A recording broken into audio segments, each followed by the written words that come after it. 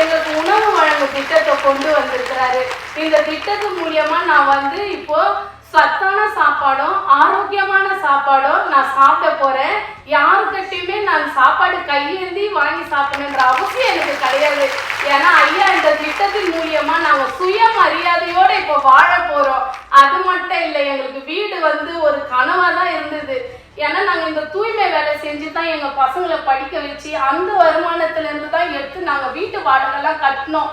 நாங்க சொந்த வீடு எங்களுக்கு கிடைக்குமான்னு நாங்க டெய்லியும் கடவுள்கிட்டலாம் போய் வேணுன காலம்லாம் இருக்குது. ஆனா இப்போ எனக்கு அந்த கவலை கூட கிடையாது. ஏன்னா மாண்புமிகு முதலமைச்சர் ஐயா இன்னைக்கு எங்களுக்குலாம் சொந்தமா நாங்க வீட்டுல பிரவேசிக்கிறதுக்கு எங்களுக்கு வழி செஞ்சிருக்கிறாரு. எங்களுக்கு ஒரு கருணை கடலாய் உருவெடுத்து அன்னதான பிரபுவாகவே மாறி இருண்டு போன எங்க வாழ்க்கையில ஒரு சுடர் ஒளியாய் வந்த ஐயாவுக்கு நாங்க தூய்மை பணியாளர் எல்லாரும் சேர்ந்து எங்க கரங்களை தூப்பி ஐயாவுக்கு நன்றி தெரிவித்துக் கொள்றோம்.